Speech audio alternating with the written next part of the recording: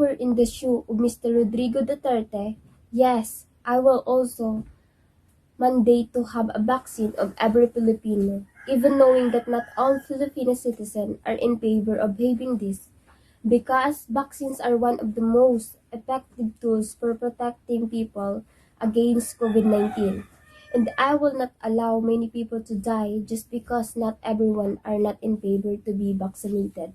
But also, we have all the right if we don't want to be vaccinated. And I am willing to hear the reason of those who are not in favor to be vaccinated, because we all know what happened before ending Baksha. And also, there were deaths happened to those people who get vaccinated, and it's added to the fears to people to have a vaccine. And I'm going to use democratic types of leadership, because we all have the right to be heard and to be listened. Disadvantage of my decision: many people will be against this decision, because we all have the right as a persons if we were going to have a vaccine or not. Many people may quit their job if vaccination will be mandate, especially to those who don't want to have a vaccine. Advantage of my decision: people will be preventing severe disease and deaths if people get vaccinated. If it fosters a safe and healthy work environment while protecting vulnerable employees, will prevent COVID cases to increase and prevent the virus from spreading rapidly. If people will be vaccinated, it will allow students to have a face-to-face If I classes. were the president, I will not force people to get vaccinated. If they want to volunteer, they can. But if they don't want to, that's their decision, and I will respect them. Another thing, not all Filipinos have strong resistance. We need to prioritize their health, because many Filipinos die due to vaccination. Every Filipino has freedom for themselves to choose their wants. I will be fair in the field of hearing their grievance. The leadership I will use to my people is being a makatao. If you were in the shoe of Mr. Rodrigo Duterte, did you also mandate to have a vaccine of every Filipino? Yes, I'm also mandate to have a vaccine of every Filipino. Why? Because for our COVID safety. And yes, I'm willing to listen to their reasons why they don't want to be vaccinated. We will accept the reason, but they still have to follow the protocol.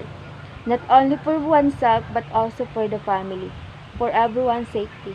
As a leader, I need to encourage others to abide by the law or the protocol for their safety. If I were the president, I will allow the all Filipino to be vaccinated, but before that, I will mandate them to go to the vaccination area for the checkup and to find the suitable vaccine for them. Since all the frontliners are fully vaccinated, why be afraid? Don't be afraid that the all vaccinated are going to be zombie, because that was not true. It was a fake news, rumors, and fictions. All we want is to end this pandemic. So I want vaccination to be mandatory, because this is the way to get back to normal. Let's get vaccinated. Thank you. If I were in the shoe of Mr. Rodrigo Duterte, yes, I will also mandate to have a vaccine of every Filipino, even knowing that not all Filipino citizens are in favor of having this, because it is one of the government's ways to prevent the spread or worsening of COVID-19 disease. There are also people who do not want to take the vaccine because they are afraid of possible side effects or side effects of their medicine. For me, all people are going to die. But we have different times. It's either we get vaccinated or we don't all die. I am willing to hear the reason of those who are not in favor of being vaccinated, because we all have the right to speak, give an opinion, and we also need to learn to understand their thoughts. It's not mandatory, because there are people who don't want to, because they feel pain.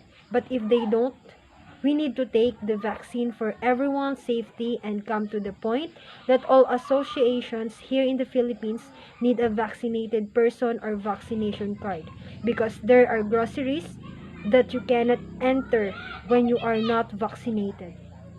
I am going to use a democratic type also of leadership, because we all have his opinion or attitude, and what we need as a Filipino is to have unity and be able to listen to others. The advantages: for the safety of all and to prevent the spread of COVID-19 disease. Disadvantages: if this is made mandatory, many people may lose their jobs, not be able to live because you must be a vaccinated person. Let us respect each other's decision, whether he is willing or not. If we all get vaccinated, we will be free to study together and, of course, our own safety. In our pandemic situation nowadays, if you were in the shoe of Mr. Rodrigo Duterte, did you also mandate to have a vaccine to every Filipino, knowing that not all Filipino citizens are favor in of having this? Yes, if I were in the shoe of Mr. Rodrigo Duterte, I also mandate to have a vaccine of every Filipino, because COVID-19 vaccines are effective and can be reduce the risk of getting spreading the virus that causes COVID-19. Being a president, I will teach them the importance of being vaccinated and benefits for their lives, knowing that not all Filipino citizens are favor of having this. We all have a public health commitment to our communities to protect each other and each other's children by vaccinating our own family members. Vaccination is safe and effective. All vaccines are undergo long and careful review by scientists, doctors, and federal government to make sure that they are safe. Are you willing to hear the reason of those who are not in favor? Yes, I will willing to hear the reason of these who are not in favor, because we are in the freedom country. I also hear their concern. What type of leadership are you going to use? The leadership I will going to use is relationship building or team building, because leadership requires the ability to build and maintain strong and collaborative team of individuals working toward the same goal. The advantage and disadvantage of being vaccinated and not vaccinated. Advantage of vaccinated. Vaccination protect children from serious illness and complications of vaccine preventable diseases, which can include amputation of an arm or leg, hospitalizations phenomena, hearing loss, convulsions, brain damage, and death. Disadvantage of being not vaccinated. Outbreaks of preventable diseases occur when many parents decide not to vaccinate their children. In our pandemic situation nowadays, if I were in the shoe of Mr. Rodrigo Duterte, I would also mandate to have a vaccine of every Filipino, because it's for their own safety and for all the people they encounter. We can do the things we do before COVID-19 enter in the Philippines. It's been a year when we stay in our house, and we don't want to stay any longer. The advantage of my decision is we can protect each other if we are all vaccinated, and we can go to the place we want to go. The disadvantage is many people will complain and mad because I didn't follow what they wanted me to do. The types of leadership I will going to use is a participative leadership.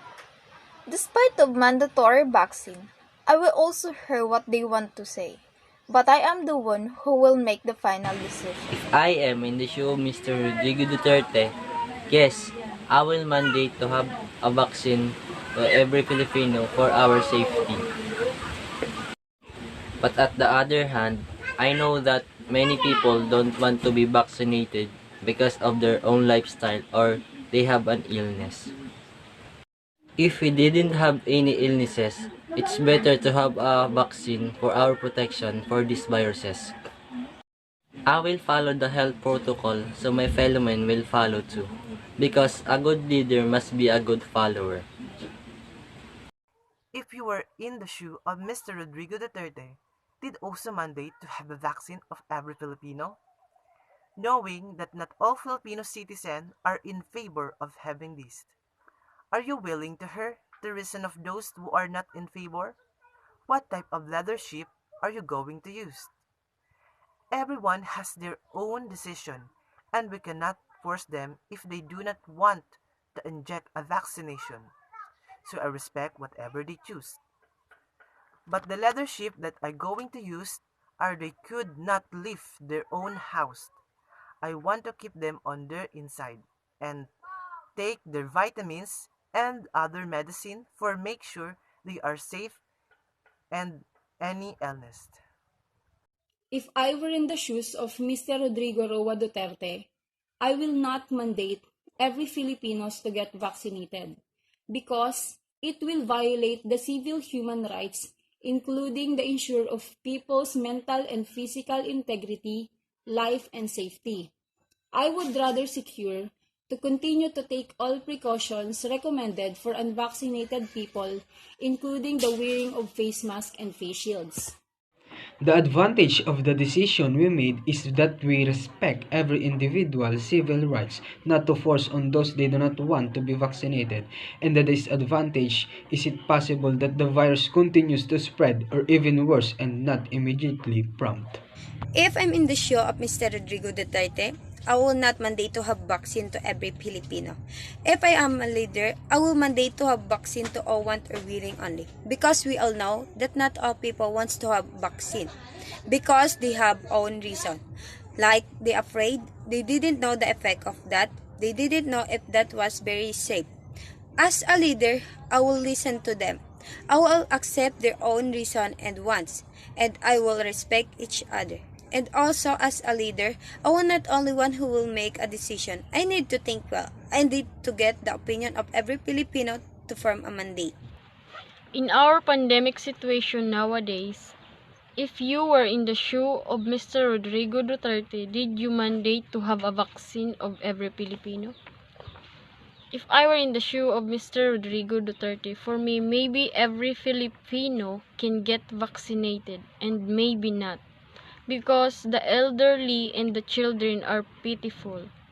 Like other news on TV, many died due to vaccination. So many people are afraid to get vaccinated because of the issue that many die because of vaccination. So if others don't want to get vaccinated, I won't force them. Are you willing to hear the reason of those who are not in favor? Yes, I am all ready to listen to the reason of each person, because I deserve to hear words from those who do not agree with my order to be vaccinated. What type of leadership are you going to use? As a leader, I am an understanding to every citizen. And if there is ever a vaccination, I will not vaccinate the elderly, especially if they are sick. As well as children who do not want to be vaccinated, let's not force them. I am such a person, or as a leadership, I can understand my constituency. Advantage and disadvantage of the decision I made. Advantage. People who are scared to be vaccinated will be reduced because of my plans that will not force the fear to get vaccinated, especially the elderly who are sick and the children who do not want to be vaccinated. Disadvantage. The number of deaths will increase because other people are stubborn, especially those who have not been vaccinated. If I were in the shoe of our president, I will do the same decision to mandate and build a law that show that everyone must take a vaccine. Yes, not all of our citizens would not approve it, while there's no law about it. But if there's a law, it will be possible. If we take time to look on the good side of having a vaccine, we can see the purpose of it, such as building of our economy, education, business, and COVID will be cast out. If I were the president, yes, I will mandatory the vaccination even though some of Filipino citizens disagree. Why? It is because I am thinking the country.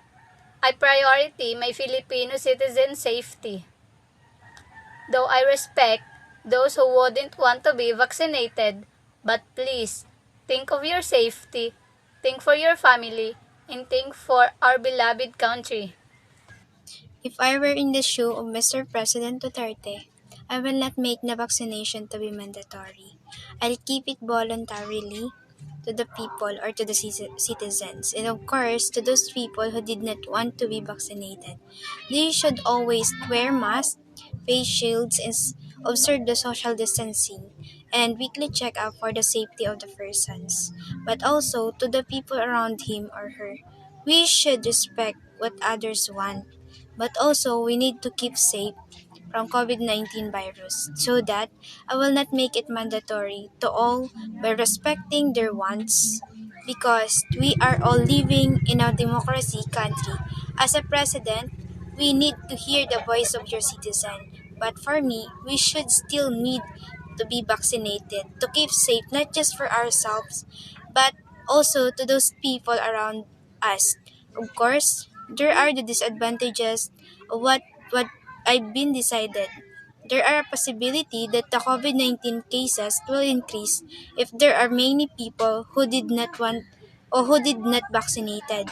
The advantage of it is it will it can help us to prevent the spread of the virus. That's all. Thank you.